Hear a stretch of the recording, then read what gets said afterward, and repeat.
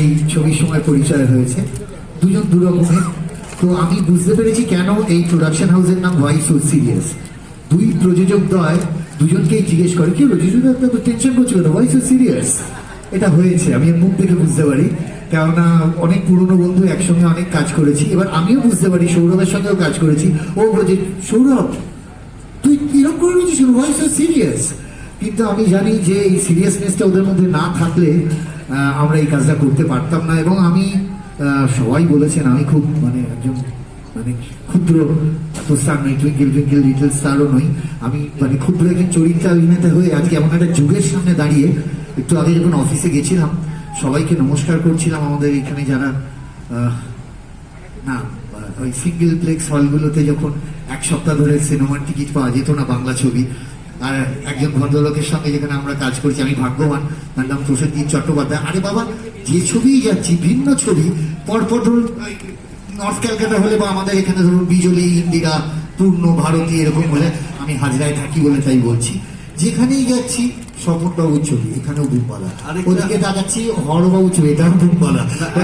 একটা আপনাদের একটা সময় বলি, দুর্গাপুজোর সময় প্রসেনজিৎ চট্টোপাধ্যায়ের একসাথে কটা ছবি রিলিজ করতে পারে একজন হিরোর? একই দিনে, একই বছরের একই দিনে কটা ছবি? এটা একটা কোয়েশ্চেন আপনাদের কাছে। না, এক বছর একই দিনে কটা ছবি রিলিজ করতে পারে দুর্গাপুজোর সময়? কেউ কি বলতে পারবেন? ইয়েস না কি না, অতটা নয়, 99, রাইট রাইট।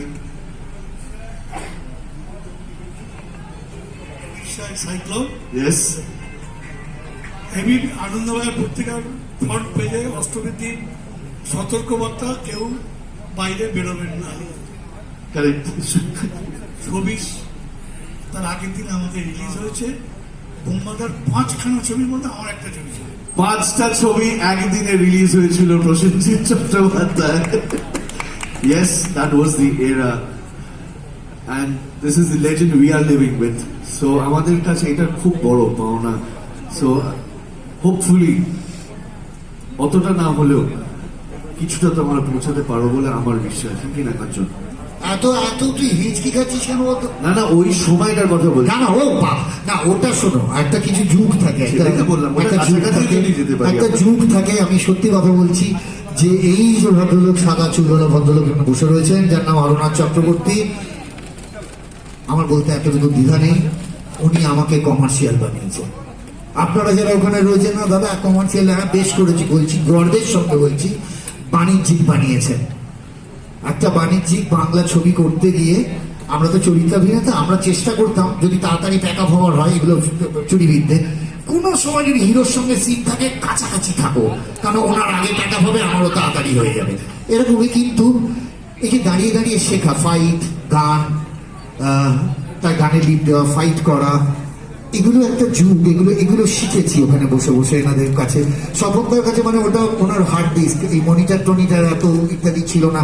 আর তখন one more, just for one more, এটা ছিল না, ক্যাম্প ছিল তো এই জন্য আমাদের ওরকম বলা হতো, শোনো এটা তোমার ভিডিওর ফিতে নয়, মুছে মুছে করা যাবে, ক্যাম্প জানো তো কি দাম, এরকম আমাদের বলা হতো। কিন্তু এই আমি আর যিশু সেনগুপ্ত সে ছবিতে ছিলাম, সবাই বলেছে আমি একটু ফুটেজ খাচ্ছি, তার কারণ হলো সেটা আমরা রোহিণীতে শুটিং করছিলাম। হ্যাঁ, তখনকার সুইজারল্যান্ড, আপনাদের ইতালি সব আমাদের রোহিণীতে হতো, ফেভারিট জায়গা ছিল। রোহিণীতে শুটিং করেছিলাম। তারপর কাট্টু এই আমাদের টেকনিশিয়ান স্টুডিওতে সেট করেছিল, আমরা ওখানে ঘর বাড়িটার দিকে এগোলাম, তারপর ঘরে ঢুকবো। ওই ঠান্ডার পর এখানে মে মাসে শুটিং ছিল। ওই আমার ভাগ্য, মাঙ্কি ক্যাপ আমার যেরকম থাকে, সঙ্গে মাফলারটা নিয়েছিলাম, কিন্তু কোন দিকে বুঝতে পারছিলাম না, গুলিয়ে গেছে। আমি গিয়ে তখন ডিরেক্টর সাহেবের সঙ্গে কথা বলতে গেলে একটু, বাংলায় যাকে পা বলে, কলোকিয়াল শব্দে যাকে ঠ্যাং বলে, একটু কাঁপে। তো আমি গিয়ে বলছিলাম কি হয়েছে, বললাম যে আমার গুলিয়ে গেছে, আমার ডান দিকে ছিল না বাঁকা দিয়ে ছিল, আমার মনে পড়ছে না, বাঁকা দিয়ে। আমি বললাম যে আরেকবার যদি বাঁকা দিয়ে। আমি এডিদেরও জিজ্ঞেস করলাম, এডিরা হাঁ করে দিন, মংলা গরু হারিয়ে গেছে তাকিয়ে রইল। তখন তো আর তো মোবাইল ছিল না, ছবি তোলার ইয়ে ছিল না, লেখা থাকতো, তাও গুলিয়ে গেছিলেন। আমি বললাম, ডিরেক্টর বলেছি যা থাকে কপালে, মা কাঁদে।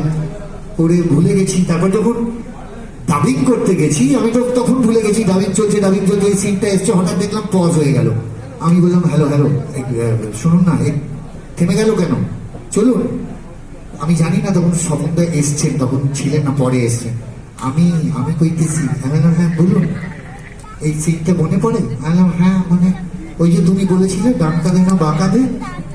আমি বললাম হ্যাঁ, কি দেখছো? আমি বললাম আমার বাঁ কাঁধে। পরে যা হয়, মূর্খ মানুষ তো, জানতে খুব ইচ্ছে করে, ভেতরে গিয়ে জিজ্ঞেস আছে আপনি কি করে মনে রাখলেন বাঁ কাঁধে? বলো তুমি রাইটি তো? বললাম হ্যাঁ আমি রাইটি, আমার ডানা। বললো ডানা দিয়ে সবসময় দেখবে বাঁ কাঁধের দিকেই যায়। এটা আমার কাছে শিক্ষা, এটা কিছুই নয়, কিন্তু এটা না আমার কাছে একটা গোল্ডেন শিক্ষা হয়ে গেছিল। আর ওটার হার্ড ডিস্ক কম্পিউটার, ওটা নিয়ে কোনো কথা বলবো না। সবাই এখানে যারা রয়েছেন একটা যুগ আমরা মিস করি বুম্বাদাকে, কেন একটাই কারণে, আসলে ওনারা না ফ্যান চলা হলে ভেজিটেবিল চপ আর 10 টাকার পপকর্ন খাওয়ার লোকদের কাছ থেকে সিটি কুড়িয়েছেন, ক্যারামেল পপকর্নের কাছ থেকে নয়। ভালো থাকবেন আপনারা থাকলে ইতিহাস মেসে যাবে। Thank you so much.